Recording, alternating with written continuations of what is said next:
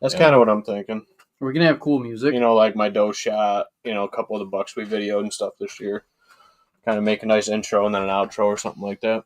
And then you I would like your acoustic as the background. I could get something jamming. That's exactly what I was just thinking because I still haven't heard him play the guitar yet. Well, if you ask me real nice, Keith, buy a couple more of those bottles over there. You're going to have a hell of a deal. Okay. That's yours, not mine. You might want to drink one before you listen to it. That's if I'm singing, all right? Oh. I've heard him sing like the Sloth before. It wasn't that bad.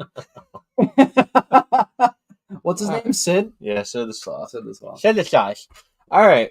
So welcome back, everybody. 100 Proof Whitetails. If you guys could let us know in the comments below that the audios and everything are coming through all good. They usually are pretty decent. I can check it quick, too. Awesome. We got a full docket tonight. Lots of topics.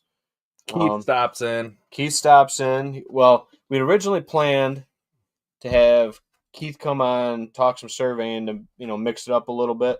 However, Nate went out there and killed himself a solid buck.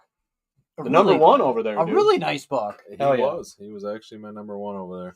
Yep. So it kind of changed the... Kind of a interesting itinerary. story. Yeah, so we're going to get into that tonight. We are going to talk a little surveying.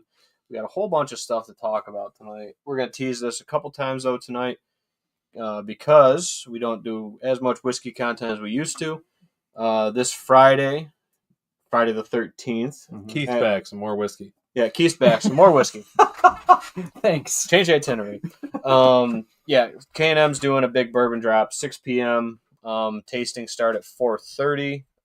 So I'll be there. Neither of these guys will be there. They got other stuff going on. Sorry. That's okay. So I'll be there giving bourbon recommendations for folks for the upcoming seasons, and we'll go from there. Anyway, I love Bo. Bo, you always got to just feel that fire, buddy. So K&M, they'll be the live tastings, and they'll be doing their bourbon drops. So they tease some Taylor, some Eagle Rare, Midnight Winter's Dram, bunch of stuff. So hold on, I'll put this over here so Keith can see it. Yeah, I was just about to say, what's going on over here? Sorry, Keith. That's okay. It's the new setup. All right. Cool. So Bo says audio's good. Love the Matthews hat, Ben. Where's the Excalibur crossbow hat? It's a Whitetail Properties hat. We were just talking about that. But we're just I talking. have a Matthews hat. That's Keith. That's Ben. Yeah, that's Keith. Yeah. Ben. My beard's a little darker. Bo's been in the woods a little for a while this year. He's been hitting the whiskey already. Yeah. No Excalibur hat here. It's Mission crossbows, by the way. For Matthews. Yeah, it is actually. Wait, is Bo Hunt a Matthews guy? Bo Hunt is a Matthews hater? Polar leg guy. But yeah, so Bo, we're gonna dive into your topic a little later. But first, I wanted to kind of go through Nate's story with this deer and stuff like that. And the heck of a season that we were both able to put together. I mean, we tagged out, and Keith, we got big plans for his property next year. So yeah, I think that's where we're gonna dive in with it. Do you want me to put up one of the pictures? Yeah, actually, I got one. The one from Facebook is amazing. Roll in with I can do that with something. I'm going to send you a couple pictures first. Okay, couple more pictures. All right, so we're gonna go with the. All right, we're gonna go with standby. Excuse me. Are you gonna send me like the hanging photos? Because I got those already. Yeah, I'm gonna send. Well, I want them, and then I'm gonna send you a picture of him last year, and then a picture of him this year. Trail cam pictures. Okay. All right, I think we should still all be good on the audio, but these were. Send it to you on Messenger. Yeah, I should be able to pull them off on Messenger. Pretty easy. So I was able to pop by, get some pictures of. Probably. Nate, did you name him? That was Willie. Willie? That was Willie Buck. So that was him this year, in bow season. If you go to the other one, I believe that was him last year. I believe him to be 2 years old last year, and I think he was 3 this year. Well, and he had that little dog point, I think, starting down there. Mm-hmm. If you look, it's really tough to see, but he had that. That's something that a lot of those bucks carry over there, that genetic. Yeah, I believe it's actually off of the same camera spot. Both of those pictures. Sure is. I think it is. Sure is. That's down there in the mid-range. So I guess getting into the story, I guess I'll start. So there's some pictures of him in bow season. Never had an encounter with him in bow season. Never saw him on the hoof in bow season. Had consistent pictures of him, usually after dark. The rut kicked in. He kind of disappeared. And I didn't get any pictures of him for a couple weeks. And then which I thought was interesting because I figured he was kind of more of he was probably, I guess, the most homebody, the biggest homebody buck that I had. I had other bucks that came in and out, like one or twosies. Yeah, ones or twosie pictures that were definitely bigger, but homebody wise, like on the block, he was probably the biggest racked one that I consistently had. Probably biggest bodied also. Yeah, and I mean, but when the rut hit, that around Halloween to the I guess, what do you want to call it? November, the first 14 days in November or whatever, first 2 weeks in November. Didn't really get a whole lot of pictures of him. And which I thought was interesting because some of the other homebody bucks I got a ton of pictures of during the rut. So I don't know. It kind of made me think of different things, I guess, like possibly maybe he got first dibs on them and the other ones were tagging second, hanging out. Well, he might have. I don't know. Yeah, he might have just went off to where he's breeding those does during that second little bump after that first initial bump. Yeah, I mean that was just a thought, but roll forward to opening day at Gun. We didn't hunt that property opening morning. We hunted it the afternoon. My wife calls me about a half hour before dark. Of course, I heard her shoot. And she says, she goes, I just shot a buck. I'm like, oh, all right. I said, well, we got a little bit of time. Well, let me sit here. And I said, maybe we can double up, And, of course, 15, 20 minutes rolls by. And I'm like, I'm not waiting any longer. I got to go. Yeah, right. I got to go. So I get out of a stand and I go down and meet up with her. And she explains everything to me, how the deer, when she shot, the deer reared up almost like a horse, I guess. And then it's reared up its front end off the ground and then leaped into the brush. And I don't think she didn't realize how far away I think the deer was when she shot. The deer was probably 180 yards. But looking for blood, going back trying to track the deer, we found some hair. We did not find any blood of sorts. Ben and his dad came out. Me and Ben went searching the next morning for more blood in case we were missing anything. Did the due diligence on it. We did our due diligence on it, and it was kind of a mystery what buck it was because she was just excited in the moment. She couldn't really, and she doesn't really know the bucks like I do. Right. She's not. She's just going out a half a dozen times a year with me and in hopes to get a crack at something. And it happened to work out, and then season rolls on. I think I got a couple pictures of him, but I guess I didn't really pay much of attention to it. But yeah, I guess this past Sunday afternoon, got back. It was last afternoon of gun season. So Owen was at my parents, and I went over to Liza. I said, "Hey, you want to go out?" And she goes, "No, I got a headache. I'm gonna take a nap." I was like, "All right." I said, "Well, I'm headed out." So 3:00, I was walking in my stand, walking up the hill. I get about 20 yards from my elevated blind that I got. And at that point, I can kind of like see over the knoll into that clover plot I was working on. If you guys follow us back from the beginning of season to last winter, the little 100-proof plot / clover plot I was working on last year. X marks the spot, Mo in the middle. Yeah, actually, I pretty much shot him in the center of the X. So That's awesome. I could see the back of a deer. As you were walking in. As I was walking in. Okay. I mean, it was a west wind, so my access was good to the food. If there was anything out of the food / bedding, everything was good. So I get there and I see the back of a deer and its head was down feeding. So I didn't know what it was, but I got down, set my gun down, got my backpack off, picked my gun up, and I'm about 20 yards from my stand. And there's some brush, sapling / goldenrod stuff there. So I kind of did a little duck walk over to it with my gun to get behind that stuff because I was still on the edge of the open field, the top bean field, ag field. So I get over there behind that stuff and I just stand up just enough to where my head in the gun is above that brush. And at that point, I could see the body of the deer, but I can't see its legs, and its head's down again or still. How far away? About 60 yards. Okay. So yeah, he's pretty close. Yeah, that is close. I pulled the gun up, and I'm watching him, and I'm looking over his body. I'm like, oh, it seems like a decent-sized deer. And he picked his head up. Long. I mean, he was a long deer. He was long.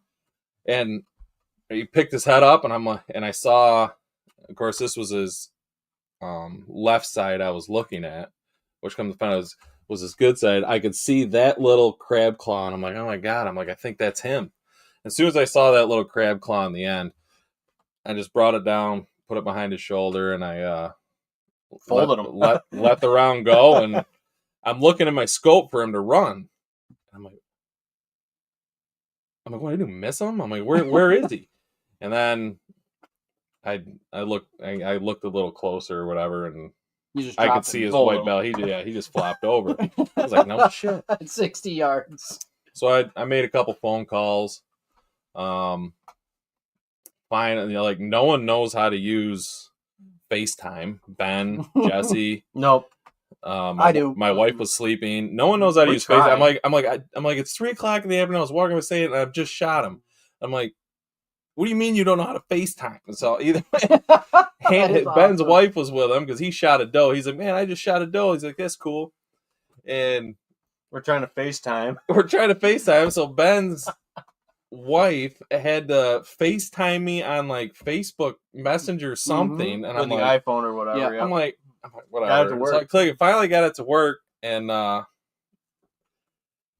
actually didn't walk down to the deer right away. I actually got up in the blind and sat there. I was like, well, we'll see if a doe comes out. But either way, I finally walked down there, got Ben on FaceTime, and I looked down, I seen his leg. If I don't know if any of those pictures show his front right leg at all. Not really, because the way we photoed him, I don't even think. The hanging pictures really show it. Front right.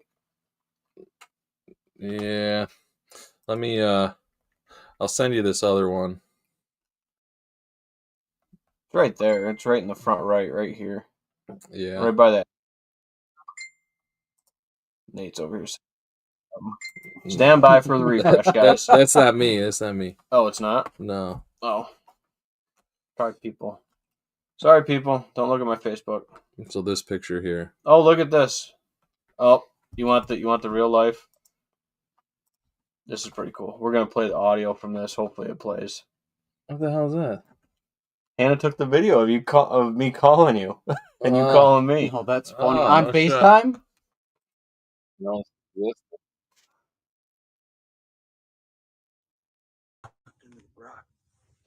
Slowly stood up, where I could just see over the brush. I don't know how. Still there. Thing picked its head up. Fucking nice buck, dude. Oh shit. I fucking pulled my gun up and dumped him. He didn't even go anywhere. He just flat. Oh, right. Just flop. He just flopped. That's good. I like that. Yeah. So hopefully that audio is coming through. For the He just listeners. flopped. That's pretty funny. I'm glad she got that on video. Don't mind the swearing. Yeah. It's okay. Don't mind the swearing, but hopefully you guys got the audio from that because it's just raw organic. So if you could pull up, Where are you looking at? Oh, wrong one. what's that? Nate's Messenger. Messenger. Working on That guy. You zoom in on there. Yep, I can do that. Ready? And add to stage. Boom. Is this right where you dropped him, So- Nate? Yeah, Zoom that's in where on he it. flopped. That's So where he you got flopped. this right here. Can you zoom in or no? Yeah. Stand by. Please hold. Oh my goodness. Stand by. There you go. You can definitely see it there. And stand by for the smart guy. I'm trying, guys. You're flying. No, you're all right. I don't know You're how good. you're doing this. I wouldn't be able to do it. No. Here we go. There you go. You can see it. So come to find out, I'm guessing. Of course, it's not 100% because or whatever, but I'm guessing because we did find hair after my wife shot opening afternoon. Which would be kind of indicative of that. There was no belly hair in it. Mhm. There's no belly hair. It was just Kind of longer guard hair. We almost thought brisket neck, kind of is what we were thinking. yep. And Almost. when I walked up to him and I found his body looked really like it's still looking long, but it was just lean. And then I seen his leg and there was nothing but it was just muscle and tissue holding it together. The bone was completely broken in half. Jeez. Oh, yeah, dude, for his leg, yeah. There's nothing left of his leg. And I everything- honestly think that deer was just was just laying in that bedding area. He wasn't going anywhere. Like he was just getting up and browsing. I think he actually was out there at 3:00 in the afternoon because he knew There was he food. needed There's good he food. needed food. Yeah. Yeah. And there was a ton of food. And there was not a lot of competition in the area. Yeah. Because even You on know what younger I bucks, mean? we weren't seeing a whole lot this year. No. So was that how far away was that from where she shot? Same stand. Same stand. But where Okay. he was when she shot A couple hundred his yards. leg, Different field. probably 250 Yep. from where Okay. he was. Gotcha. Mhm. Where he was about 250 yards south. Just a different field. Yeah. Gotcha. He But was on the green, versus the little bit of outlaw plot in the pick soybeans. Well, that's kind of cool that you got him though, and he didn't suffer anymore, right? so that was kind of Oh, yeah, yeah, I mean dude. that was kind of I don't think he would have made the winner. No, same thing with like So- my bow bucker. Me and Nate are just shooting all the scabbed up ones, and everybody, everybody wounds or hurts or whatever. That's the only way we can kill them, guys. So- Don't let us fool you. So fast forward, get him hung up the next day, bring him to the processors. Get him all kind. You could see how wore down he was. He is, dude. That He's those you are get- skinny. Those He are is ribbed. You can skinny. actually see the bone in the Yeah. rib. like protruding, dude. Like there is no muscle there. The shoulders all atrophied. The You can see shoulder's the shoulder gone. blades. All right, so The muscle in his neck was completely gone. Can I stop you for a second? Sure. So I'm new to this. That's where I hit him. Is this all due to the rut and chasing does and constantly being moving? I think it was Combination. It was a combination of him being wounded and his body having to exert more energy Yep. than Look at that. he would normally do. Okay. But so what was he the was time also frame? trying. It was a whole month. a different. month. So that is Over a actually a deer that I think was probably 3.5, 4 years old. Yeah. That was hanging next to him. So that is a healthy. Solid 3.5-year-old. Right. You can see the fat. There's no ribs showing. Got Yeah. solid rear end muscles. Yep. His hindquarters not gone. He's got His- plenty of reserves. He's Mhm. got a nice thick neck. But then you look at the meat, like it's down to His ribs are- nothing, dude. Like, Yeah. hold Well, on. his body This was one. eating itself. Yeah. He's he- eating he off his couldn't- muscle reserves. Right. I Yeah. think that's what I mean. I think he was just bedded up for almost a month. And couldn't Yeah. move Like enough maybe to get just out and eat. nibbling on sticks. Like Yeah. he just wasn't moving. And Yeah. like we were saying, dude, like, His body was just living off of his own Right. muscle and Yep. fat. and Yeah. I think that's a big reason why, one, he dropped probably that 25% weight What did for we the rut. guess? Like max, he dressed 110. Yeah, dude. When we were setting him up for Max Wow. dressed 110. when we were picking him Wow. up for pictures, dude. I kid you not, we drug him out. I drug him out, actually. I drug him out, and I got him over there, and I was getting ready to flip him up, and I go to, give him a good, And it to was flip too- him, and I about freaking roll him right over completely. And then I flop him back, and I'm Yeah. like, okay. Nate grabs his feet, and we just pick him up. We're holding him there, and I'm like, all right. They Yeah. spread his legs, set him down. So when you shot him, he had no energy to run. So you know how when if you're taking pictures of a deer, they get rigor mortis. Yeah. This deer had no muscle left. There was no rigor mortis for photos the next day. legs weren't stiff. It was also weird that when he was It was so weird. when he was hanging, because you hung your does in front of him, and then he was in the back of the shed, Mhm. and it was nice red, healthy looking blood dripping out of the nose/mouth of those does. Normal, yeah. And you look at his, it's almost like he was anemic. There was no blood in him. Yeah, it was like It was just thin, clear, watery, clear, So he was reddish, clearish. bleeding out. clearish liquid. body was eating brown. himself alive. Yeah. Because he had to. Like I'm pretty sure he was anemic. I think he was just low blood.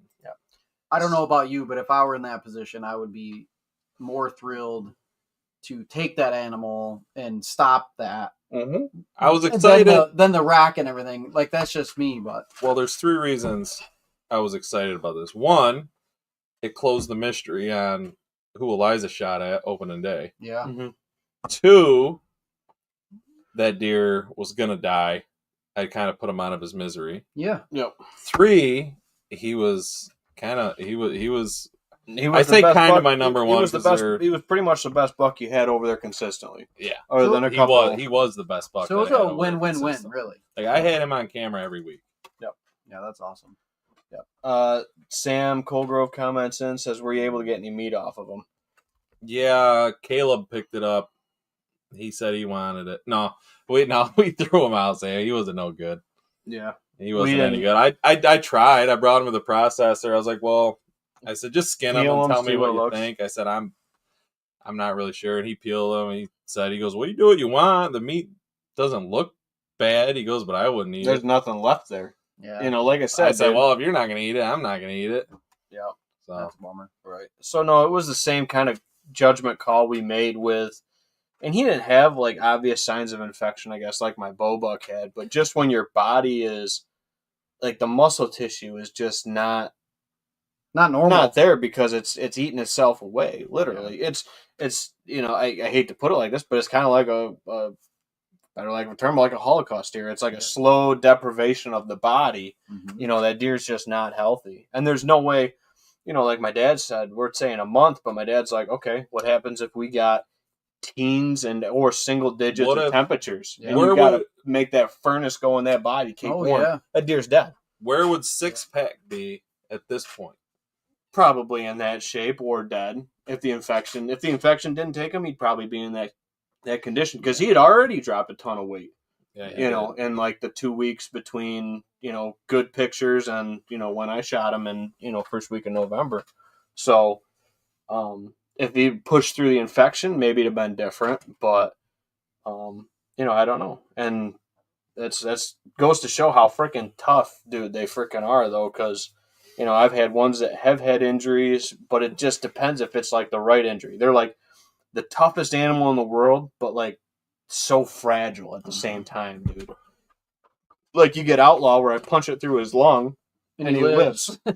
And then you get one that gets freaking stabbed in the back or shot in the neck and it gets infected and he dies. Right. It's Luck, too. I mean, it really partly of where the injury happens. injury, time of year, You know. conditions. I think all that plays a huge factor in it. So that was the story of Willie. Willie! Big Willie. He's kind of got this cool little Yeah, which is a connected Base. point. We were wondering if it was going to be connected or not thing. connected. Because there was hair around it, but not like grown over it, kind of. but We're going to give him I a rough believe green. him to be 3.5. He could be 4. We got his teeth. We'll send him out.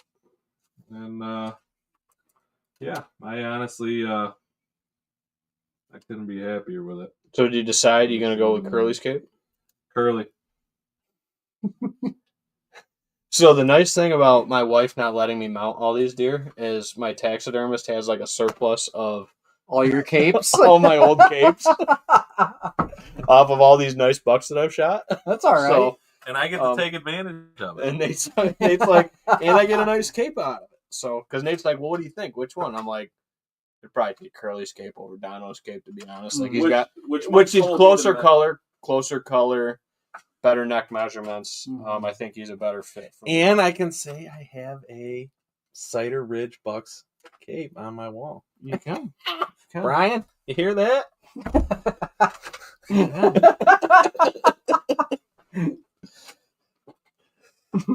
All right, so is everybody getting the inside spread? Sure. If people want to throw in some guesses at We're gonna green them scores. up. We're gonna green them up. Really, he's only that wide. I think it's because of his neck, dude. It makes him look wider than he is. 16-3. 16-3. There you go. 16 3/8, folks. For everybody at home tuning in on his inside spread. I thought he would at least be 19. With the way his neck, dude, just made him look so. 18 inches. Yeah. Either way. Both Doesn't has appear. 87 inches. 87. I love you both. Go for gold. I'm thinking, I don't know. I was guessing right around 120. I'm thinking 115 to 120 right between those two. He's got good beams. Got a nice little dog point. Good mass. He's got 10-point frame. He's got some palmation on the inside. Will and he stuff. beat my bull buck at 116? Anyway, so next topic. We can roll some topics while I'm taping this up. And we Yeah. can keep the conversation going with it. Yeah, so let's go. So we talked about the K&M bourbon. Tease it again. The K&M bourbon. Bourbon drop. Bourbon This drop. Friday. This Friday. Friday 6 K&M. o'clock. So let's talk about that new deer season. They're talking about extended deer season. Oh, gonna get Bo rolling. So So I just heard about this tonight. So give us the full rundown of what they're doing and how it's going to happen. well, Proposed. It's not it's- gonna happen. So but who's proposing it? DC? Okay. I believe it's a January doe season, kind of like we have a September doe season. So we have a pre-deer season doe season, and then we'll have a post-deer season Antlerless season. Mm-hmm. doe season, antlerless season. Mm-hmm. Which I'm not really big on the post one. Once I got I think- thinking about it, because of the The shed bucks. I mean, I don't think he would have, kept his antlers much longer. I don't know people are saying they've been seeing shed bucks, but I mean, as long as most people that hunt it are probably going to be doing their due diligence and looking the deer over at that point. I would think in the season, but You never know. My and question. technically, an antlerless buck is a legal deer For a doe tag. for a doe tag. So this is what I think about is, so I just want to put this out there. So I'm not a trophy hunter per se like you and Ben. I am more of a freezer filler. Okay. So what I think about is people that don't get to get out in the woods a lot, and maybe they've had a really busy winter. Is this an opportunity for them to get out and harvest an animal? And are you going to have those folks that get out and they see a nice mature deer in front of them and they just pull the trigger and they don't take the time to glass it, Oh, figure yeah. out what happens? Like, am I okay with that? It's their tag, right? But just initial thoughts on that. Do I think that's going to happen? I could absolutely see that happening Oh, for sure. for Deer people dying. that just want to get meat in the freezer, and maybe the only day they can get out that week, that month, whatever it may be. And how is that going to affect things? So I'm gonna say this just because I'm gonna give my 2 cents on it. I'm for the season length where it's at because I don't see them taking days away. I am not in favor of them adding days. I don't see the reason for it. I know you said, like, opportunity to get out. Dude, we got a deer season that, Hey, make it all Goes year from- long. I'll hunt all year long. yeah, I mean, I think our deer season is plenty long enough where it sits right now. Mhm. I don't see any So benefit. what's their goal? What's their goal with that? That's what I was just Making about to ask. that. Like, why are they doing it? What's Yeah. their bottom line with doing that? Increased deer take. The reason is they don't think we're killing enough deer in New York. My theory in this is just like you do it. We're not killing enough deer, do you? Yeah. I can tell you why. Yeah. So you want to know why? People are- You want to know the honest reason why? And this is hot take. I think there's too much opportunity, which is why more deer don't get killed. If you want my honest opinion. What do you mean by that? Expand on that. Because the season's too damn long, you have more opportunity. You have, well, this weekend's not really that good for me. Yeah. Next weekend I can still get out. Sure. And the next weekend you might not see a deer. Rather than, they've shown it in states like Ohio where their, doe harvest is almost 60% or better of their total deer harvest. We're Mhm. almost the exact opposite, if not more. So I think less opportunity increases more urgency. It's the same thing with marketing or a sales, thing going on Mhm. at Bass Pro or whatever on Yeah. Black Friday or whatever is, hey, we're from 9 a.m. to 12 p.m. or 9 to noon. You can get 30% off your deals right now. Same thing. You take that gun season, you shrink that thing down into 10 days. You want to talk about getting the deer harvest done and over with? Right. Boom, done. So You I got a question. And that's my personal opinion. I think that because it's spread, it limits the deer take more than helps the deer take. Question. If that makes sense. Do you think that there is an issue in New York State with people not reporting their doe harvest? 110%. Any harvest. And do you think that affects the statistics by which they gather data and make these decisions? Yes, and they know it, and they say it. They say it. Who in does all, the DEC? They say it. The DEC knows that the harvest isn't getting They reported. do a ratio. Yep, like- it's a Okay. percentage based. What was the percentage? We looked it up a while back. I don't want to throw out. It's I'm just 50-50. Like not. I don't. whatever think it's the full amount Mm-hmm. of deer that are reported, double it. yeah, For the real it's number kinda- being yeah. taken. That's what they do basically. It's Gotcha. yeah. It's that's- not exactly that, but it's roughly that. Yeah, So they it's- do account for Yeah. harvest So- reporting. So my take, and it's always been this, because the way we're going, and again, you can disagree with it. I know my dad's gonna disagree with it. We're going to the digital age of tags, everything like Yep. that. This paper tag season is the stepping stone till next year. There's going to be no tags. Mm-hmm. Mark my words. There's going to be no tags next year. Yeah, It's going to be all digital. Yep. If you're going in that digital mindset, you don't have access to your tags until you report last season's tags. Like, you really want to get this deer harvest down, Yeah. you don't get the green light to go unless you report your deer, And I think that's should have been something that we've pitched before, that you have a At the preseason end of every service. year, you're just going to get a flood of people reporting all their tags. Yep. Just so And they then can the get their tags system's back. going to get overrun. In typical New York, it'll all get backlogged, and we'll freeze the whole system. I like the idea, but I don't. Yeah, I like people the are going to take advantage of it no matter Yeah. what. Yeah, no, the same people are going to take advantage of it that would take advantage of it in any other way. So we're talking about this proposed additional season. When are we supposed to know about this? Probably like 2 days before season. Okay. Oh, sorry. Bo says, what are we doing here? How many more extended seasons do we need? And then I think he said absolutely agreeing with Ben.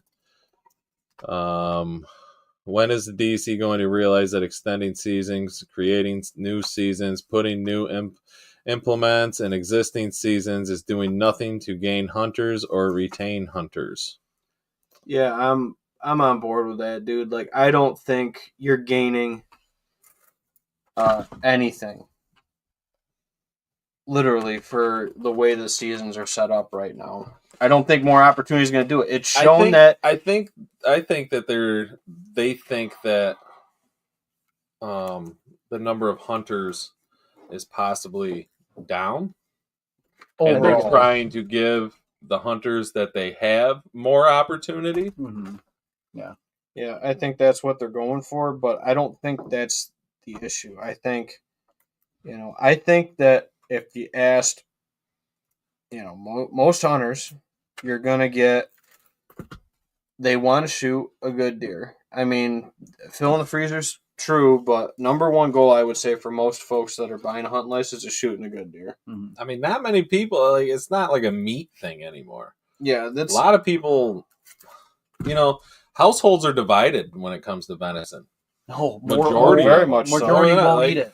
Like one deer is good enough for probably 2 years for most families because either Junior won't eat it or Mom won't eat it, and Dad will only eat it. So Dad can only cook it when Mom's not around, which is probably or mix it in for once a tacos month, maybe or whatever.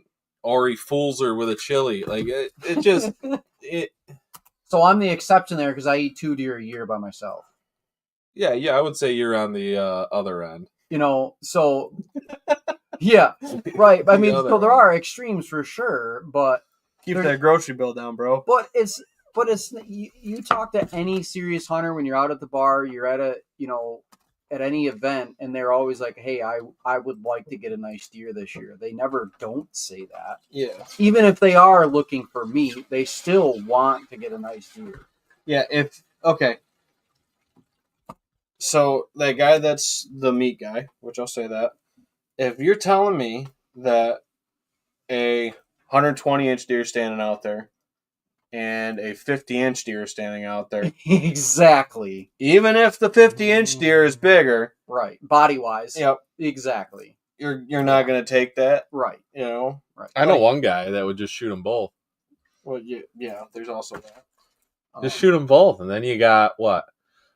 What were your inches? Then you got 200 inches And in. then you got 200 inches. In. 170, whatever. Yeah. So Bo here says the hunter numbers are down, but people are hunting more, and we have better technology that is making hunting easier and hunters more successful. Yeah, I think that's true. our success rate per hunter is definitely going up. I think if they really want to knock down these doe numbers, it's gotta, they gotta do it like Black not. I think that would help too, but I think doing it like Michigan's got some support, Pennsylvania's got some support, and some of these different programs where you can get specialized assistance for like your neighborhood or your cooperative, and a person that literally their job is to go out there and work with landowners in a neighborhood and be like, hey, where are you guys seeing for doe numbers? Okay, could we see some more take? That's the job of that person for the state. Sure. And I think that New York could benefit from a lot of that stuff. I think dude, it's so hard because we are, and I'm not going to say that we aren't, but we are definitely blessed in an area where we have very good deer numbers. And, but as well, we're also probably not shooting anymore off of our main farm just because our doe numbers are where they want to be because our neighbors do take them.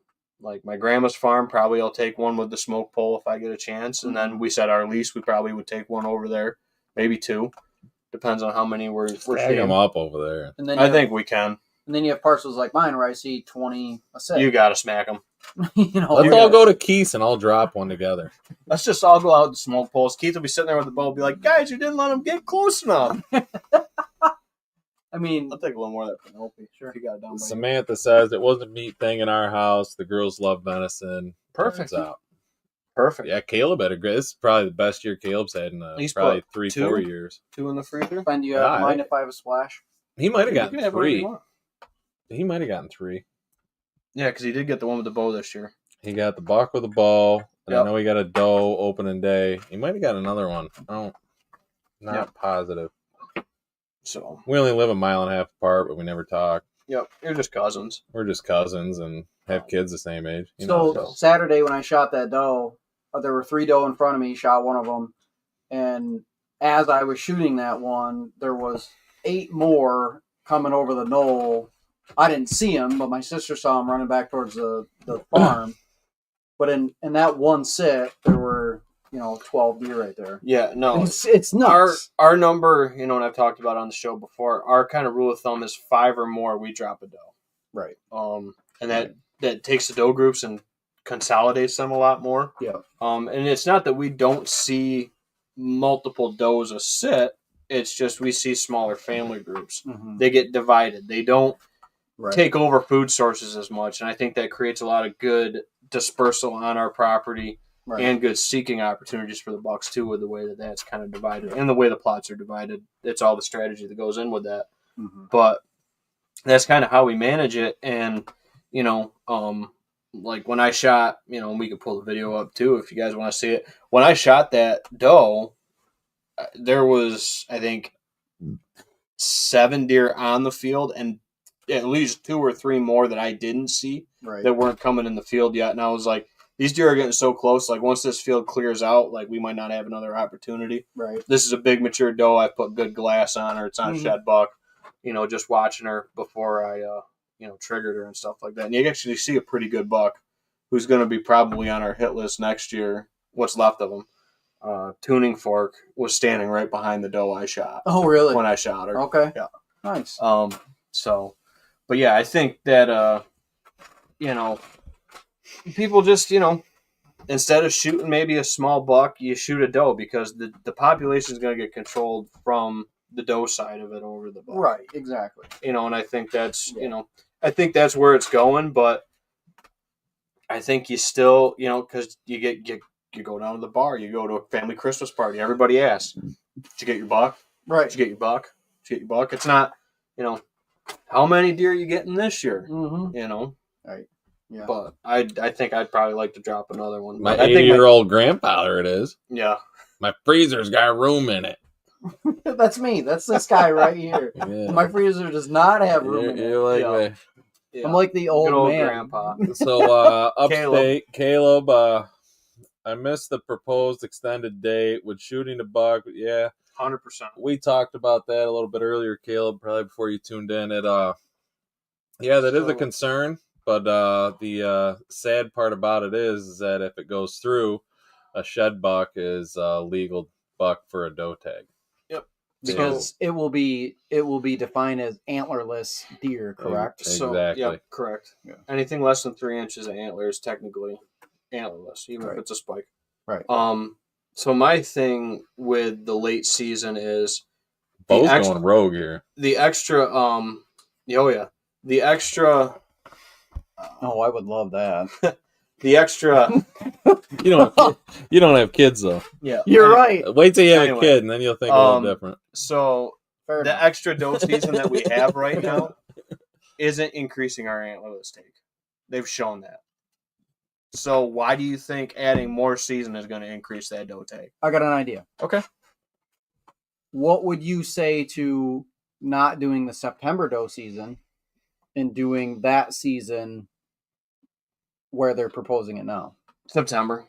I would 100% go September. Okay. If you can't kill does in and around summer food, I don't care where you're hunting in a southern zone area. Mm-hmm. If you can't go out and kill a doe in September season, You're doing something wrong. you need to take a step back and look at your local area. Mm-hmm. And it's possible that the property you hunt might not be right next to that food source. That's true. Sure. But look at how you can hunt them going to or from that hay field or that bean field or whatever. Yeah. September's the easiest time to go out there and smack a doe. You went out there first sit. Yeah. This year. with a 2-year-old. With a 2-year-old. You have the whole and got family it with done. you, right?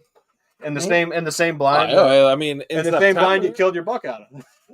I've killed a lot of deer out of that spot. That's why I put the blind there. Yeah. When I finally got an elevated blind, that's why I put it there. Right. Mhm. 'Cause you I guys killed don't watch- I killed inside kicker from that spot Yeah, you did. You did. True. On the ground. on the ground. Yep. Yeah. Bo So says, "How about making youth season doe only?" I'm anti on that. I don't think that's what's hurting. That's not. I think giving the youth, this is my take, I think giving the youth the opportunity to take a buck and a doe during youth season, I think should be able to do. Oh, if you so have what is it right now? I don't know. One deer. One deer. It's a buck or a doe. Okay. So I Well- think for that youth season they should be able to take a buck or a doe Mhm. or 2 does in the appropriate area if you have the tags. That's my take on it. Sure. Why not? What would it hurt? That's my take on the youth season thing. I think I think that I just read that comment down on the bottom of the list. We'll get to it. I think letting you shoot 2 deer should be allowed. A buck and a doe or 2 does in the appropriate zone. That's my hot take for youth deer season. So I got a question. You have the opinions and you have these ideas. Mhm. Is there any forum or any way to let these opinions and things be heard by the DC? Are there any town hall meetings, or are there any forms of we can get that opinion to them, or is it all based on the data they get? Yeah, so the I've sat on a couple of these boards in the past because of my involvement with like QDMA and National Deer Association and stuff like that. Honestly, you don't get much say in it, dude. Okay. You know, I give them credit for trying to get the word out there, but you're talking to these people in these community forums on Zoom calls or whatever, and they're talking that. I'm looking for a napkin, but a beer works. I'll take a beer. I was looking for a napkin. Comes with a free napkin. Yeah, comes with a free napkin. But I'm not gonna turn it down. So with these forums and stuff, dude, you get these downstate groups that are so for dropping populations and stuff like that it's insanely biased. And then I was in one with a guy that was like, hey, we have guys that are saying that they're not going to hunt these properties anymore that we give them access to because they have to shoot 3 does before they can shoot a buck. Right. Like, you literally can't trigger your buck on these permission pieces until you shoot 3 does. And it's like, your sound management starts going out the window when you just put a number on it. Sure. Our population, meaning the way that our habitat has been impacted and our food plots have been impacted, has changed for the better because these deer aren't just holding up in these food sources for hours and hours on end. Destroying them when we have segmented populations. As long as you don't get those big doe groups, you really don't see, in the good managed habitat, you don't see those impacts on the local population, the local habitat that you so like the group of does I have at the farm, it's between 8 and 10. Oh, that's dude, what you're talking about. We're going to cut that down. That's going to be like step 1. So we did that. Going quick backstory with that. There was years, dude, I was shooting 6-7 does a year. Right. Like, I was using every one of my antlerless tags and sign overs. Yep. I was killing. To cut it down. I was killing deer. Because Hannah asked me the other day, she's like, how many deer you killed? I was like, I think I've killed 16 bucks now or whatever. I'm like, she's like, well, how many does? I said, total. And I'm like, I don't know, maybe 50, 60 I've probably killed for deer. Right. I've killed a lot of freaking deer, dude. I've ate a lot of deer. That's good. That helps me get my recipes better. Right. So going back to Bo's comment. Sorry about going on that tangent, guys. So going back, catching up some comments here. If New York put antler restrictions on like Pennsylvania, I would have no problem with them reducing the don't. It's kind of worded a little funny, Bo. But yeah, I kind of see what you're saying, that if you put antler restrictions on, people are more likely to shoot a doe instead of the 4-point. Yeah, just to get I think you said. I think that is a different twist on it. It's a different approach for sure. New York won't do it though. New York's all about getting the deer numbers down. I think the main issue we have, dude, is. You want me to say the actual main issue? Go for it. You want me to say the main issue? Yes, the issue. I want to hear it. Liberal state. Yep. Yeah. Venison donation high population. Station.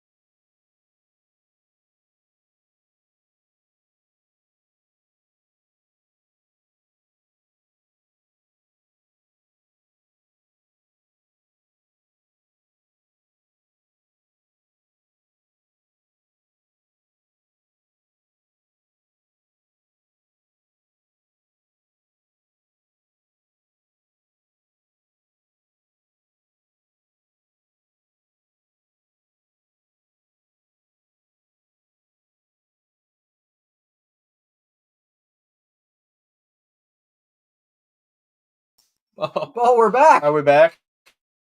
are we back? Bo, let us hear in that moment. Minute. That minute. Don't tell my wife. I think she's watching.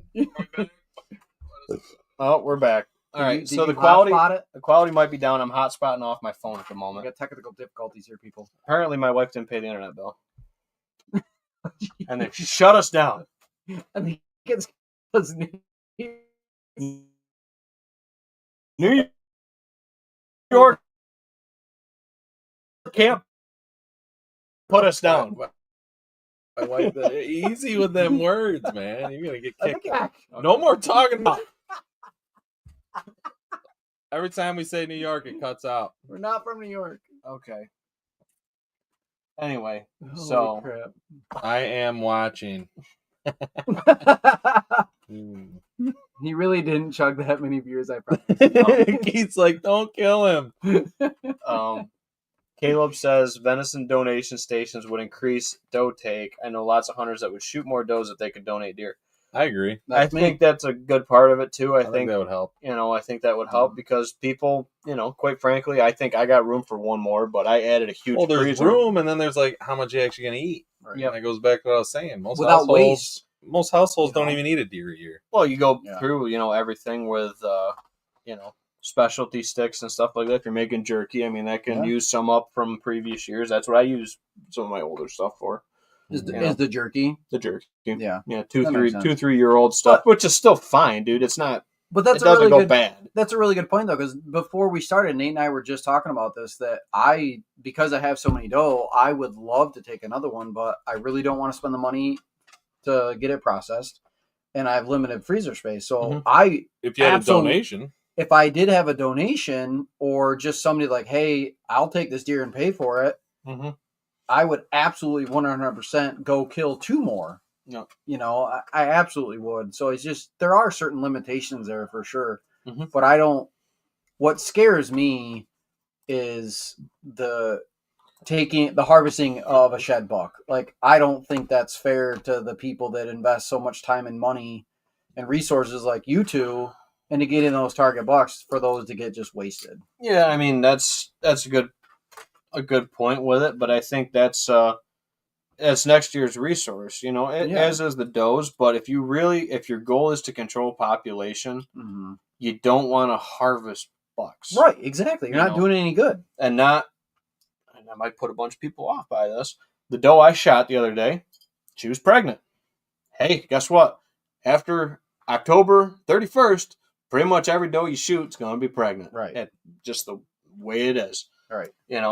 So if you want to talk about, total deer harvest, did I Sure. kill one deer? No. I probably killed 3 deer for Ben? next year. Right. we all just voted on this. Yep. Back in November. Yep. You're not wrong. Yep. Hey. What are you going to do, man? Go to What? the next one. I really am excited about this. This one? I didn't see it. It's coming up Is it on the from your screen. wife? Yep. Liza says, so is the 100-proof mix responsible for making 2-year-old deer look older than they really are? Yes, it is. 100 proof will make your 2-year-old look like a 5-year-old. Is that a selling point of the mix? Yes. Is that how you're going to market this? I want to know this. I don't know. I feel like that should be a Yes. slogan on a T-shirt. Actually, Put that shit on a t-shirt. 100 proof will make your 5-year-old look like a 2-year-old. Nate, what does it make a button buck look like? It never loses its spots for a whole 18 months. Oh my It's got God. spots. Oh, it's too funny. Then you could claim it as a pie ball. So is she talking about the guy that was breaking your balls? Oh, yeah. I want to meet this guy. My wife's not good at letting things go. She will. I'm not either. She was ready to like Throw fisticuffs? stab someone in the throat that night. I would was pay like, to see that. Jesus. I would pay to see that. I really would. On next week's episode. No, please don't. Next week's episode, Oh, that is Nate's hilarious. wife stabs someone in the throat. I feel like that'd be a good headline for a show. Yeah, probably not Like a going to do tra- that. Can we have a trailer of All that, right, please? well, Ben's adding up the numbers here. Bo goes, yes, Liza, thank you for your comment. I appreciate it. Michigan is switching over the youth season to doe only. I do actually like a lot of Michigan's rules. I mean, I'm not against the doe only for youth. That's just for everyone else's youth. If it was my youth, then You would feel different I would feel different. for the excitement. I don't know. out of it? I mean, it's great to see the kids get all excited and stuff. No, I'm sure. I can also see the side of where it kind of takes away. It kind of takes away from, I guess the grind. Yeah. Right. I mean, if you go out there as a youth at 14 years old and you shoot 150-inch deer, I mean, what are you hunting for? Right. Yeah, no, I think that's a good point, and I don't. What do you? Another one? I never. Yeah, Yeah, well, right. I never. Well, I Already never. I accomplished never. your goal. I never hunted a youth season because they didn't have it, dude. Right. When I was a youth. They didn't You have know? youth season. No, we're in that age that they didn't have it for us. So, hey. But that's interesting, Bo. I didn't know that Michigan was switching over youth season to doe only. I think that's an You opportunity. didn't know that? I knew that. Did you? Pretty sure we talked about this on the show. That might have been. Bo might have commented it, and I just didn't click in my brain. So the troll is safe. Yeah. Liza doesn't want to go to prison for life. Yeah. So the troll Troll. is Did you safe. just call your wife a troll? No, the guy that was trolling on. Oh, okay. I'm like, wait a minute, what's going on here? Yeah. The troll. What's The his troll's name? I want troll. to meet this guy. The troll. No, We don't name drops. You don't want to Off meet this camera. guy. We're good. So That was good though. I the like score did come in. Added up. Bo, That's in an eighth. you were damn close with What is it? 87. No. Real close. that. What is it? Minus the spread and the beams, maybe. There's a 1 Yeah. Oh, and you a were- 5 at the end. So what's the middle number, Bo? You already told him what it was gonna be. More than 87. Let's get here. I knew it was gonna be. What was your We were- guess, Ben? We were right there. I said he was gonna be between 115 and 120. Okay. Are you gonna tell me? Or you're just gonna leave the suspense? Oh, we're suspending it, but we could be, lagged again or whatever. Bo says 0. Bo, you're wrong. It's a 1. 0. 115. One. He's Oh, that's what 115 was your thing, dude. Yeah, 115. Bo, you've been 115. right Remember on the it. youth? You were busting the youth balls.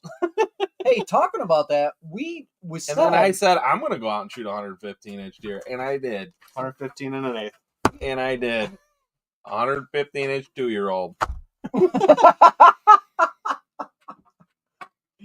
I'm never gonna forget about that. Dude, That's funny. My house is going to get lit on fire. Does this guy know where you live? Oh, Yes. That's Oh, not yeah. cool. that's not cool. It's only cool if you pee your pants. Yeah, that's what Adam Sandler would tell you. I had to take points off. You didn't have Huntworth on. I had my Oh, Under shit. Armour. Yeah, but isn't that why you killed him? You were just telling me that's good luck for you. Your Under Armour. I know. Yeah. Yeah, Hey, what are you that's gonna that. do? That's a good point, Bo. Had to take points off. So I thought we were going to roll. We're already at an hour. Yeah, we're at the hour mark. Damn it. I thought we were going to roll back into that buck habitat thing. And we were supposed to talk the survey stuff. There's All always right, more. roll with the survey. There's Well, more. No, there's more. I shot a there's always, buck. there's always more episodes. I shot a deer and screwed everything up. Next episode will be on the buck habitat thing. Buck habitat. We're gonna dive a little bit into the surveying side of stuff with our local surveyor. Connecting 51. Is it 51 or 52 episode? This is episode 53. Connecting episode 51, 52 Two. with 54. Yep. There you go. Put the bridge in it Mm-hmm. for deer habitat next episode. Unless, well, neither one of us are killing a buck, but Keith, if Keith kills a buck, I can maybe kill a buck. he'll come back out. He's got 2 buck tags. Did you know that? I do. How do I know? How do I not know this? Your regular season tag turns into an either sex tag in muzzleloader season. I didn't know that. Yep. So go get a Learn muzzleloader. something new every day. Yeah, Welcome I can to the shoot my show. bow though. You can shoot him with the bow, or you can shoot him with a muzzleloader. I don't have a muzzleloader. I mean, or if Bo lets you borrow his crossbow. no, absolutely. I'd rather die. You just became Bo's best friend. I hate crossbows. I'm sorry. If you So- can shoot a vertical bow and you choose to shoot a crossbow, we can't be friends. Yeah, well, I think you'll do it with a crossbow. We can't be friends. Damn it. Um, I'm totally kidding. I all don't care. I don't care what you kill an animal with. so, Friendship. also wanted to say that little proud moment for me. I had my first listing for Whitetail Properties. Pretty neat. That just, It's of course, everything's in the way. pretty neat. There we go. Wayne County. Pretty property, dude. I've freaking designed all the food plots on this. This was all 100% wood when I got out there.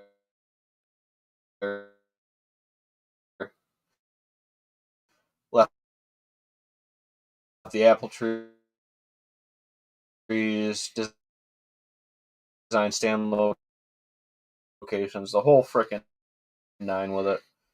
Love this piece. The guy's just backdoor to hunt than it is to go 40 minutes down the road. Things this kind of ties into the survey thing with it, Keith, and I can like surveying side of it.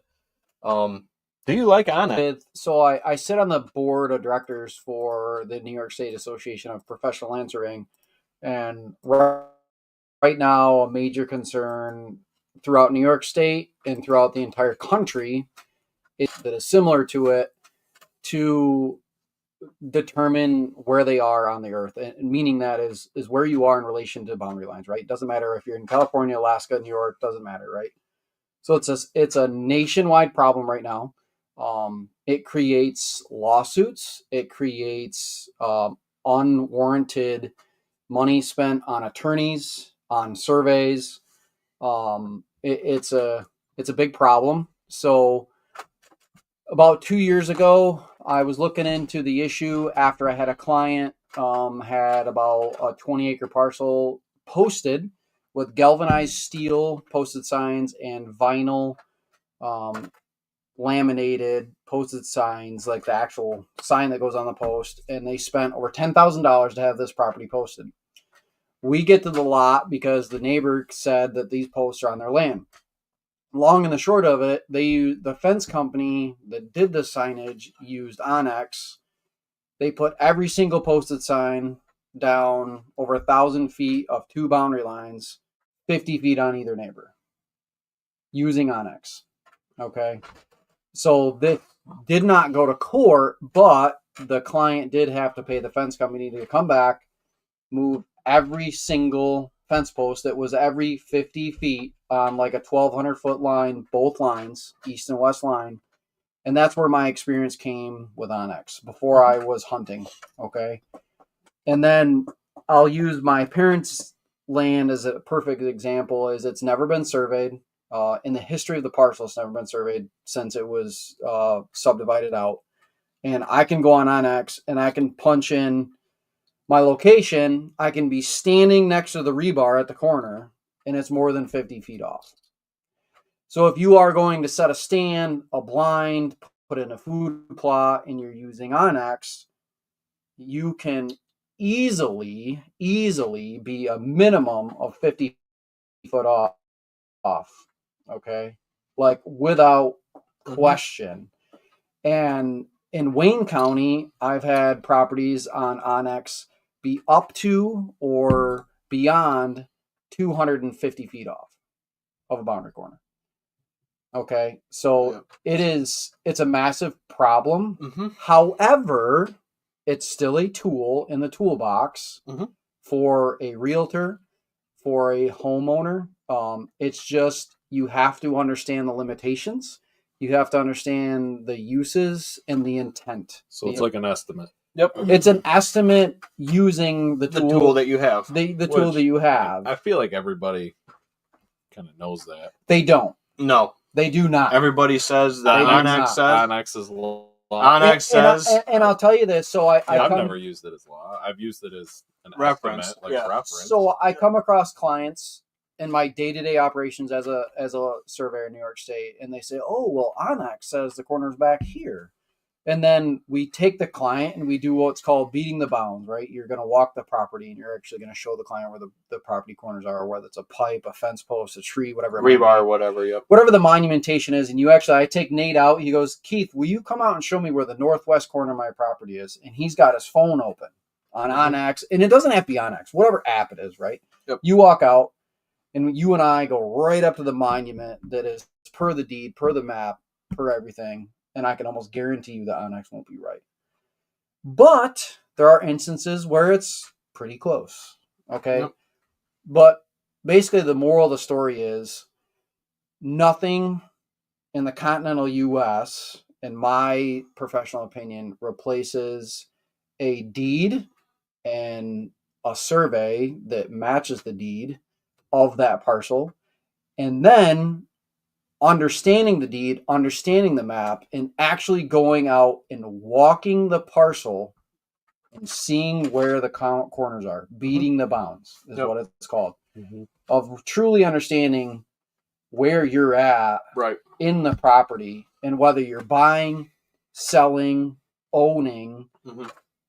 That is what is important to me. And I had a Whitetail Properties client recently come out and do a survey with me. Actually came out, and I said to him, I said, "Do you know what you're doing right now?" And he goes, "What am I doing?" I said, "You're beating the bounds." He goes, "What do you mean?" I'm like, "You're actually coming out and walking and seeing where the actual corners are." So he knew in his head where the corners are to do whatever they wanted to do. Yep. So there's a huge value in that. Surveys are what everyone thinks are expensive, but I will counter that in saying, if you're going to go out and buy a 23.5 acre parcel at $9,000 an acre, whatever it might be, if I were purchasing it, I would want to know the exact acreage I'm buying so I can pay the correct amount. Yep. See what the deed is or whatever. Yep. And I would want, a total deeded acres and then survey to reflect. So you're paying for what you actually own, and then I would actually want to know where I can put stands, where I can put food plots. You know, Bo says he likes this guy. Sorry, this is the first positive thing Bo has ever said on this. Well, I like Bo. He did. He likes your hunt work. He did say nice bog. Yep. And stuff. I mean, he is cordial. But this is cordial. This is the nicest thing this guy has ever said. Oh, we should be friends. So I guess my and Ben and I talked about this a little bit off camera, and I actually wrote an article on this in our state association magazine talking about this issue, and I actually You're wrote a writer too. Yeah, he's a published writer. Published. And I also wrote a formal letter to Onyx, because at the time of this when I found out about this in 2017, nowhere on Onyx's website or terms and conditions, did they describe their boundaries as tax map parcel lines. So when you are using an app, it does not matter what app it is in the continental US, the lines that you see on your screen, tablet, whatever it may be, are not boundary lines. They are tax map parcel lines. Yep. Tax map parcel lines are not boundary lines. They're purely the lines that which a county draws on a piece of paper to assess the acreage to then tax you on. Yep. In a GIS file or whatever. Whatever it may be. Yep. KTML file, if my brain's going back. It varies per county, but when you are using any of these apps, I say Onyx because that's a popular one, but they are not boundary lines. Yep. They are tax map parcel lines. If you go on Wayne County's website, you can get the tax map parcel lines and look at them on your computer, and it's just the same as Onyx. Yeah. So I would say there's definitely some pieces I've been on that are better than others, but then other ones, it's like the pin says, according to my software that we're using, and I'm not saying that this is the boundary, I'm saying, and I specifically say this with clients, is what my software is showing is the pin should be in here. Yeah. Sometimes you're within, and you got GPS bounds, You got all You sorts got of all- other factors. There's a to it, lot to it, for you sure. know. Yep. Without sitting there with a deed and trying to interpret a deed, that's a legal side of it. I'm not even going to try to interpret a deed. There's places where it's great, and there's other points where it's just like a pin should be here somewhere. Yeah. So within this radius, so that's that so you can see. let's build on that though. So you say there might be a pin, and what he's talking about is what surveyors call Monument. a monument, right? Okay. It could be a post, it could be a concrete monument, it could be a rebar pipe, doesn't matter. Could be a big oak tree. I've seen that in a deed. It could. It definitely could. But I'll tell you this. I'm hacking that down. I'm going on Onyx. They're giving me an extra 5 acres. Put my stand. I know stump identification. You're screwed. So my point and where I'm going with this is like in Gorham. So I'm from Gorham. I do a lot of surveying in Gorham, and most of the town of Gorham has not been officially surveyed in modern times. 100 years. So, or more. So a lot of times there is not a monument. There's not an iron pipe. There's not a rebar. There's not a tree. Remnant of fence. Remnants of fence. A stone wall. How many people have been out hunting and you see a stone wall? Those are boundaries from the 1800s. About as concrete as you can get. So pretty close. Damn close. Something pretty damn that's close. very common, Damn I've hunted mainly Ontario County my whole life, is old barbed wire fence lines. Those are within 10 feet of the boundary line typically. Yeah. And what that is, so that's called American wire We've fence. all seen the barbed wire growing into the through fence, tree. going down into the ground, coming back up. So Maybe, let's talk about that for a second, because that's really important. That's super important, actually. I work predominantly in Ontario County, and when there is not monumentation, and it's typically on farm lots, 100 acres plus, we typically, my mom's farm is exactly an example of this. So back in the olden days, in the Gorham Phelps Purchase, when New York State was sold by Massachusetts, it went through this huge subdivision, and they created what's called great lot lines. Great lot lines were just basically square parcels that were subdivided off and sold to folks, mostly farmers. Those great lot lines were typically monumented by American wire fence, which is exactly what you're talking about, stone walls, and tree lines.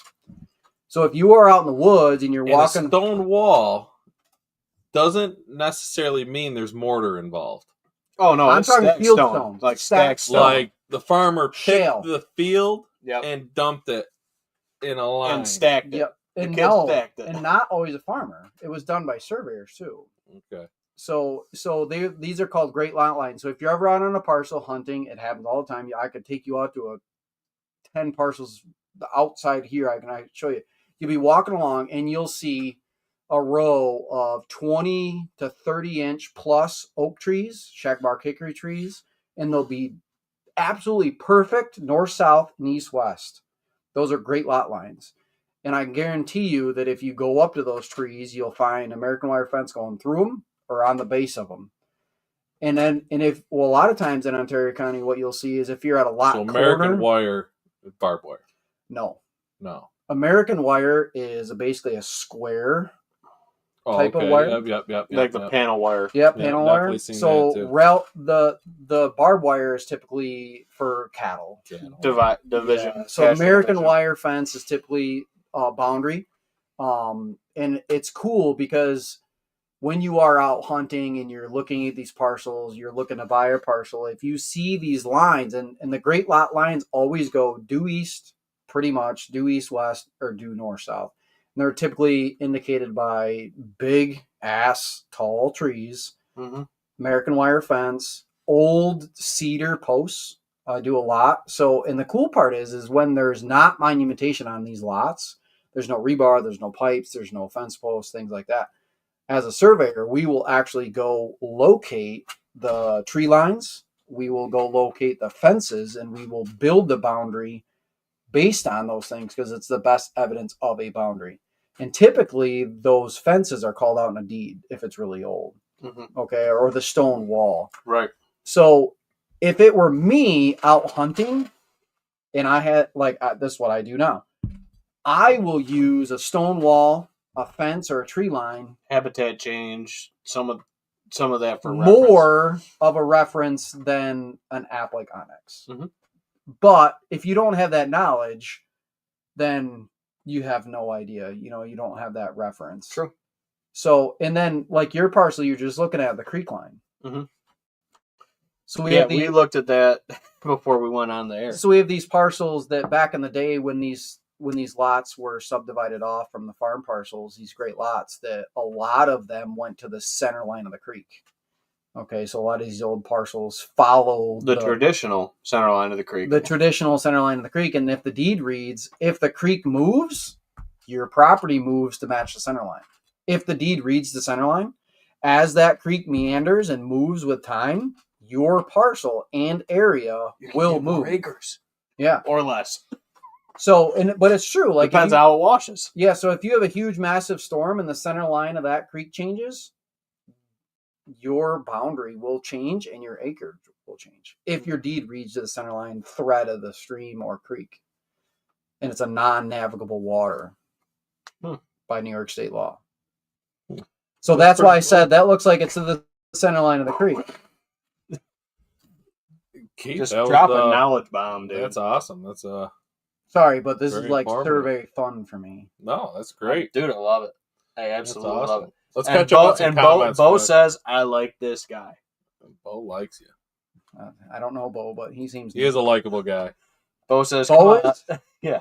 No, you. Oh, okay, thanks. Bo says, come on, Nate. You make me feel bad. I'm just busting chops to you guys. I'm sorry if I came across that way with a sad face. Oh, I You took hurt the Bo's nerve. feelings. I'm just busting chops too. Yeah. So sorry to go on that. Just Sorry, giving it back. sorry to Yeah. go on that rant, but it's a really important topic to No, me. that was very informative.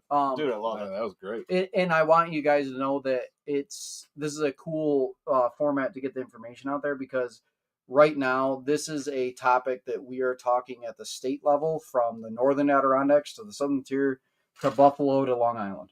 It is not a localized problem. It is a statewide problem, and I talk to people throughout the country about this, and they're also saying it's a problem. Mm-hmm.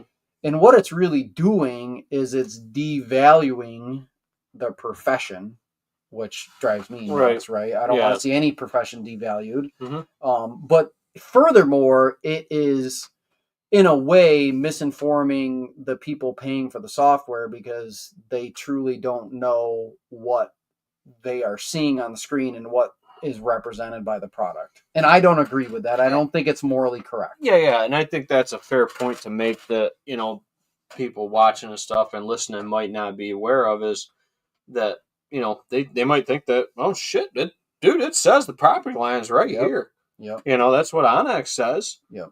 That's what the software shows, which is what they're pulling those files from the county. Exactly. Which,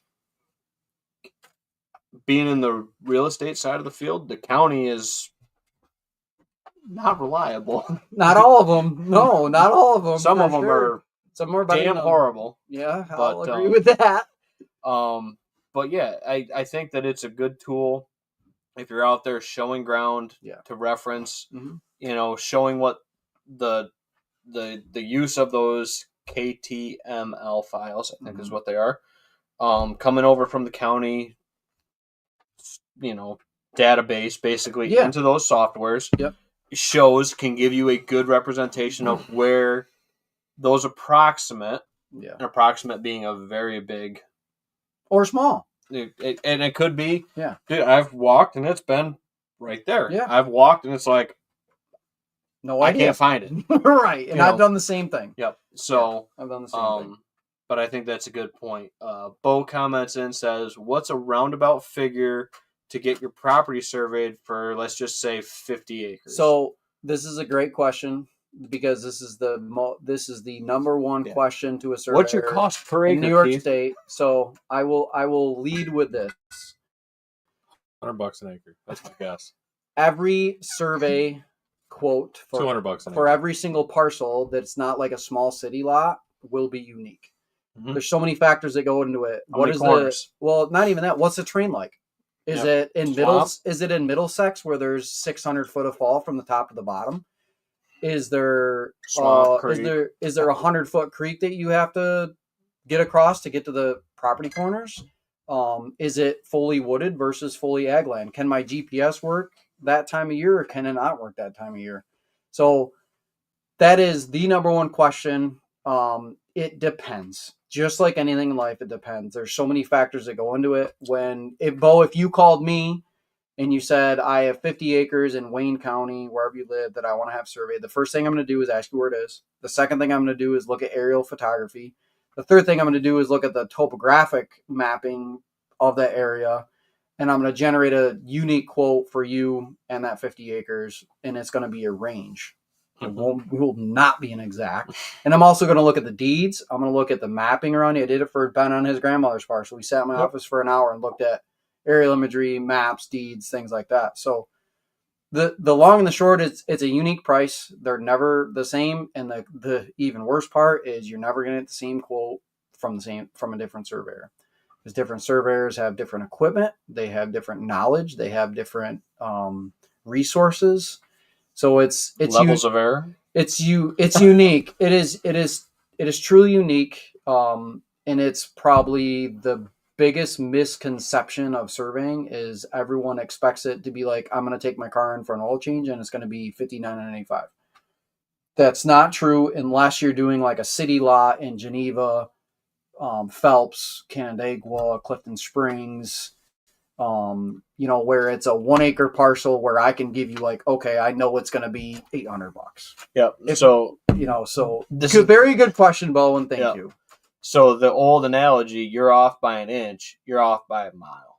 Yeah, like kind of holds true for surveying when you get into larger parcels, because if you're talking about shifting that lot line 50 feet over 1,000 feet or 3,000 you're talking a couple acres or more. Yeah, or more. Like that, dude. Yeah, like it doesn't take much to shift that and it acreage doesn't amount. And honestly, the bigger the acreage, so like our company specializes in big farms, big tracts of land. We do a lot of stuff like that, like 100 acres plus. And the more acreage, the more money, just like anything else. But it depends. There's more time there. I've done a 200 acre survey in Gorham that was all ag land, and it took 4.5 hours. I've done a 1 acre survey in the city of Canandaigua, and it took me 6. Trying to find reference and points and everything. Just all the crap. Like, yeah, everything's covered. There's a million fences. Everything's covered in poison ivy, and there's freaking a million houses everywhere. And like, it just depends. Yeah. So, and the other one wasn't done right, or so whatever the butts up to it. So, Bo, next time somebody asks you if you know how much a survey costs, just tell them it depends. Yep, depends. The ballpark is. It depends. I get that question a lot from folks because they're like, "Hey, my lender might want a survey."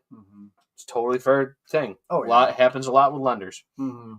I say it's gonna be a range that I'm gonna give you, and it's gonna be a big range. Yeah. Like I'm saying, it's probably going to start around 2 and go up to probably 8. Yeah, somewhere in there. That's a big range. And that's my honest opinion. Is it's going to be a big range based on does the acreage fall pretty close to the deed? I have one right now that's almost 12 acres of difference. Yeah, and it's like they're sorting that out with the attorneys and the survey and all that other stuff right now, and it's just like what we were provided, what the county's taxing, is what we advertised as what's for sale. Yeah. So I think a big thing about the whole idea of it, and it's very true in the hunting world, is in the buying and selling, is to educate yourself. Right? If you don't know, just ask. Contact your realtor. Contact anything, though. Yeah, but the difference is when you're spending that kind of money. Because I tell people, what are the 2 most important things that you will ever have in your life? You answer that question. What are the 2 most important things you'll ever have in your life? Family and health. Wow. No, you'll have. You talking? You can put your hand on. So it's going to be land. Land and what? Your house. Nope. You can buy a new house. What's the second thing, or the other thing that you can put your hand on? Your family, right? Your family. That's what Ben just said. You said bourbon. No, but like. I can put my hand on it. But like, so I tell people your property. You just said. I said no. Oh, you didn't say it. I was asking Oh, you. all right. But I say that like the two most important I things would are say family. And your then family and your land. property, right? What are you going to spend the most money on? Your family and your property. So, from my perspective, if I'm spending in Gorham $12,000 an acre, $10,000 to $12,000 an acre, and I'm getting a loan for it or whatever, I want to know exactly what I'm freaking buying. Yep. Right? And sometimes we write that up in our offers as we're offer at 2,000 an acre, 5,000 an acre, whatever the number is. Yeah. We're offering on a per acre as to be reflected per survey. Exactly. We wrote that up before. Yep. And that happens a lot. Totally depends on the piece. Yeah. So can you customize it as to if I'm buying 50 acres, how many deer are on that 50 acres? If I had a drone, maybe. Thermal. But no, here's a cool part. Going into that New York compliance shit. So they don't do that. No, but let's talk about that though, because I do surveys of a lot of that type of land, and I get to these parcels, and I immediately text Ben, and I say, Ben, I just freaking surveyed the coolest property that would be amazing for hunting. How many times have I said that to you? A lot, So This thing's loaded with deer. Yeah, sign everywhere. Yep. Yeah, just like I'm like, holy crap! So like we get to see those properties, and I immediately usually text Ben. I'm like, this place is ridiculous, of how good it is. So it may not be a number, but it is. I'm out in the field and I'm traversing the entire parcel, so I kind of get an idea of what's out there with the knowledge I have of deer, which is not high, but I have a general idea of what is going on and some value there. Sure. And there are surveyors that will take pictures, fly drones, provide aerial imagery, things like that they do too. Not our company, but there are ones that do that kind of stuff. And to build on that a little bit, there are survey companies out there that will give you land calculations for things like wooded area versus ag area versus food plot area, and then produce an overlay image of the boundary map with a aerial imagery on top of that. And then on top of that would have your acreage of your tillable land, your food plot land, your timber land, your brush area as kind of another deliverable, and it would be accurate to the 10th of an acre. So it's kind of a cool thing that I have done for farms. Yep. They can use it for seed. They can use it for fertilizer. You could use it for a food plot. So you would know exactly bedding area creation, whatever. Yep. Whatever it might be. Like I have done that as a surveyor. So it's just kind of a cool thing that we do. You can use those other tools. Yeah, exactly. Very cool. Absolutely. Bo says, hope that question doesn't make Nate upset. You can't upset me, Bo. We're buddies, Bo. You can't upset me. Here comes the bear. Here he comes. Probably got to wrap her up, huh? Probably wrap her up. Hour and a half. Thanks for letting me go on my rant, guys. No, yeah. Very informative. All right. I learned some stuff, for sure. We hit everything. We hit Nate's buck, 115 and an eighth, by the way. Ooh, what? Hey! And an eighth. We got a little extra there. Best damn 2-year-old I've ever seen. Hi. All right. I'm never going to forget that, Nate. No. Never. No, I think It can be the joke now every time someone shoots one. Solid Solid 2-year-old. Solid 2-year-old. Every deer. Doesn't matter. You got 5 years to shed with them, 2-year-old. 2-year-old. Solid dude. Solid. We talked on the new deer season for quite a while. And then Nate's story with his buck and everything like that went into it was just hell of a story, and the memories with it, dude. It was awesome. Talked about my first listing and then the survey stuff with Keith. So thank you very much, Keith, for coming on and dropping some knowledge on the folks. Hopefully they enjoyed that. And then the K&M bourbon drop, teasing that again. This Friday. This Friday. 6 o'clock. Tasting start at 4:30. Drop at 6 p.m. Blah, blah, blah. I got one of those. You got one of those? I stole it from you. I tell you this every year. Mine doesn't sound that good. I'm when going I to steal do that motherfucker from him. We were talking this the other day. They discontinued these grunt I know calls. you told me that. Yes. I'm pissed. Sorry. I love that grunt car. It's my favorite grunt. And I got it better. I cinched the shit out of it because it was cracked. So, yeah. So thank you everyone for tuning into this episode. I know we went a little bit longer than we normally do. We usually go an hour. This one went about an hour and a half. It was my fault. Sorry. No, dude, great conversation all the way around. Good stories, everything like that. And everybody tuning in.